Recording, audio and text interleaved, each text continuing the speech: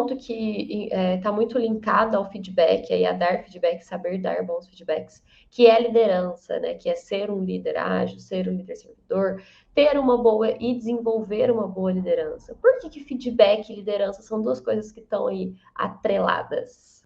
Acho que uma coisa está totalmente conectada com a outra, né? A gente não pode conectar a liderança como ordens, não é? E o bom líder é aquele que ouve os feedbacks também da equipe. Ele não tem a petulância de achar que tem todas as respostas. Mas falando sobre liderança ágil, algo que é talvez a base, o cerne da gestão ágil, é o manifesto ágil. E a gente lê lá que o próprio manifesto preconiza indivíduos e interações mais que processos e ferramentas. E a gente na gestão passa muito tempo falando sobre planos, falando sobre objetivos, sobre metas, e às vezes a gente esquece que a engrenagem principal do projeto são as pessoas que formam o time e que todo mundo precisa de um feedback e nem sempre de um feedback para crítica. Isso é algo cultural. A gente às vezes acha que feedback é um lance só para sentar com a pessoa e falar aquilo que ela fez errado, quando na verdade nem sempre é assim. Às vezes os feedbacks têm um poder tão gigantesco que faz com que a pessoa, ao receber um elogio, tome ações que ela nem esperava ou se motive para continuar acertando. Então, feedback e liderança andam de mãos dadas. Assim, um bom líder tem muitos pontos aí, né, que ele precisa estar no seu checklist. E um deles é, por exemplo, orientar. E não tem um momento melhor para você orientar do que na hora de realmente dar um feedback, né? Até porque tem muita gente que acha que feedback tem aquela que a gente vai falar sobre como dar um bom feedback, mas já vale trazer aí. Que feedback também não é só você expor os pontos, né, Denis? Também tem que trazer uma sugestão, trazer um ponto aí que vá acrescentar na vida da pessoa que você está aí dando feedback, né?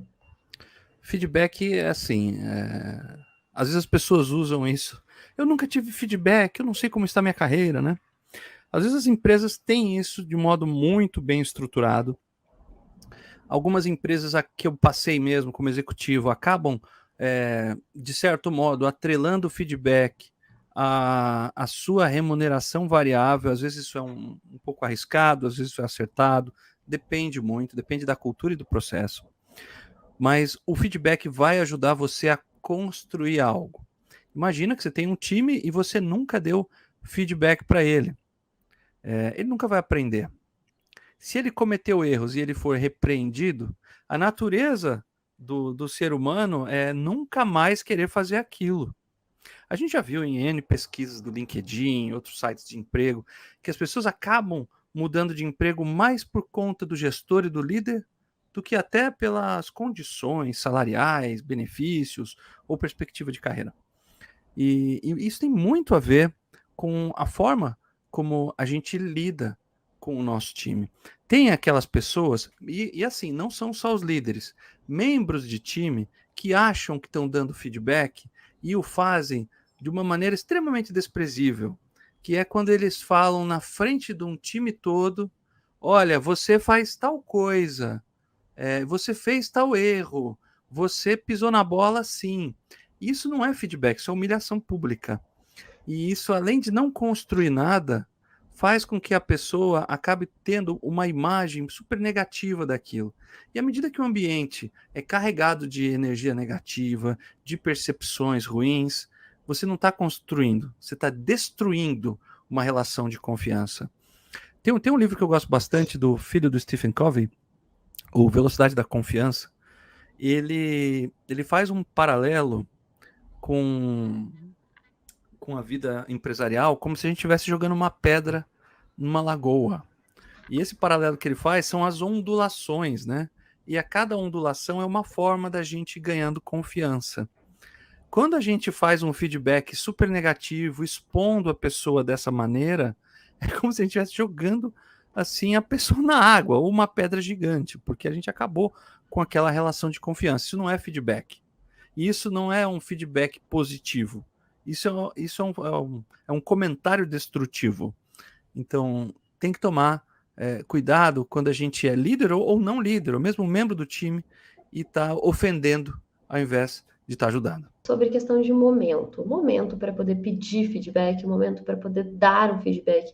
Existe um momento certo para isso? Existe um momento propício para isso? O que você Olha, diria existe quanto a... sim, existe sim. A gente que trabalha com gestão ágil, a gente está sempre orientado a entregas, ao valor que a gente está agregando, né? A gente trabalha com sprints, que são aqueles ciclos, né, de trabalho, sei lá, de 2 semanas, 4 semanas, onde a gente espera entregar uma parte do produto que está pronta, ou potencialmente entregável, como é o termo que a gente utiliza na gestão ágil, algo que já está ali com valor percebido pelo cliente.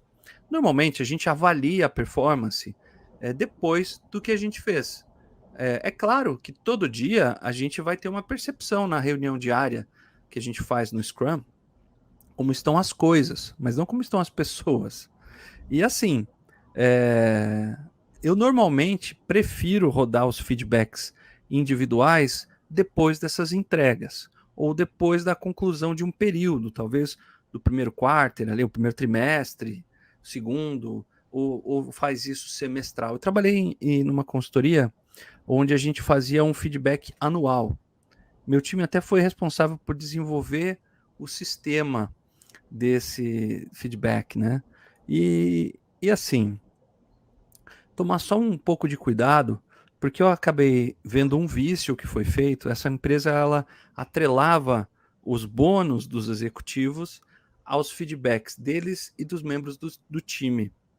E quando o principal objetivo não era a construção de um relacionamento de confiança, de uma melhoria contínua das equipes, mas era o cumprimento do processo, acabou que nós nos encontramos numa sala, todos os executivos, o RH tinha marcado uma data X para que todos tivessem preenchido o formulário no sistema. O que aconteceu? Todo mundo preencheu igual, combinou ali o que era para falar um para o outro no feedback 360, todo mundo ficou com a mesma nota e não houve melhora nenhuma.